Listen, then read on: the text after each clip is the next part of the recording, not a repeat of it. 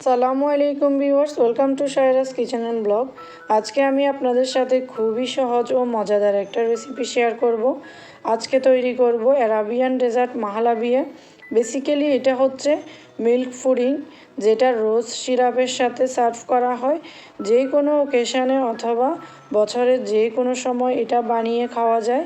খেতে খুবই সুস্বাদু, বানাতে খুবই কম সময় লাগে। আশা করছি আমার আজকের রেসিপি আপনাদের ভালো লাগবে। ভালো লাগলে চ্যানেলটি সাবস্ক্রাইব করুন, পেজ থেকে হলে পেজটি ফলো করুন। চলে যাচ্ছি রেসিপিতে। একটা পাত্রে আগে থেকে জাল করে ঘন করে নেওয়া 800 গ্রাম তরল দুধ নিয়ে নিব।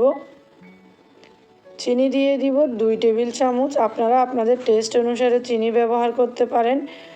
কর্নফ্লাওয়ার 4 টেবিল চামচ। 800 গ্রাম দুধের সাথে আমি 4 টেবিল চামচ কর্নফ্লাওয়ার দিয়েছি।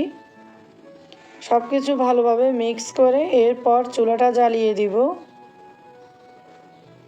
চুলাটা জ্বালিয়ে অনবরত নেড়ে চেড়ে মিশ্রণটি ঘন হয়ে আসা পর্যন্ত রান্না করে নিব।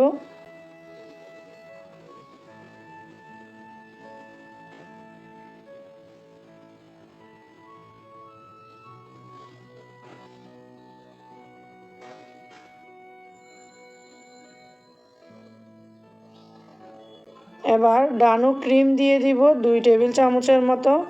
আপনারা যে কোনো ক্রিম এখানে অ্যাড করতে পারেন। আমি 2 টেবিল চামচ ক্রিম ব্যবহার করেছি। ক্রিম দেওয়াতে এই ডেজার্টটার টেস্টটা আরও বেশি ভালো আসে।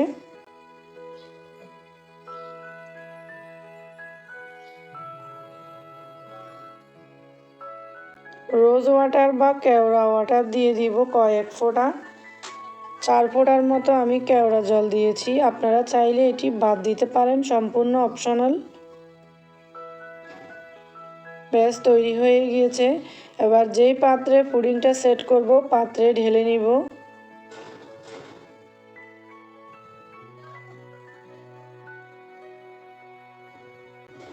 এটা ঠান্ডা হয়ে আসলে নর্মাল ফ্রিজে রেখে দিব 2 ঘন্টার মতো।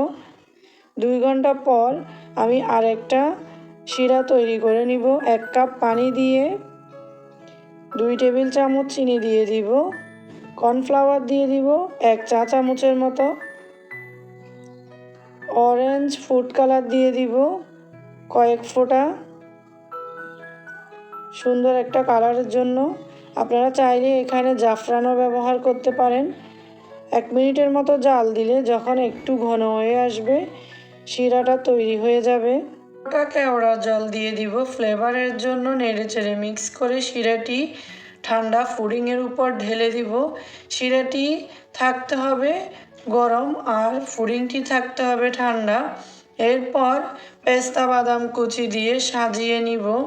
ব্যাস রেডি হয়ে গেল। দেখতে খুবই সুন্দর, খেতে খুবই সুস্বাদু মাহলাবিয়া পুডিং।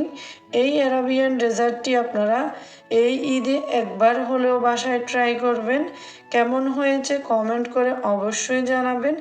আশা করছি আমার আজকের রেসিপিটি আপনাদের ভালো লেগেছে। ভালো লাগলে আমার চ্যানেলটি সাবস্ক্রাইব করবেন। রেসিপিটি দেখার জন্য সবাইকে অসংখ্য ধন্যবাদ। সবাই অনেক বেশি ভালো থাকবেন। আল্লাহ হাফেজ।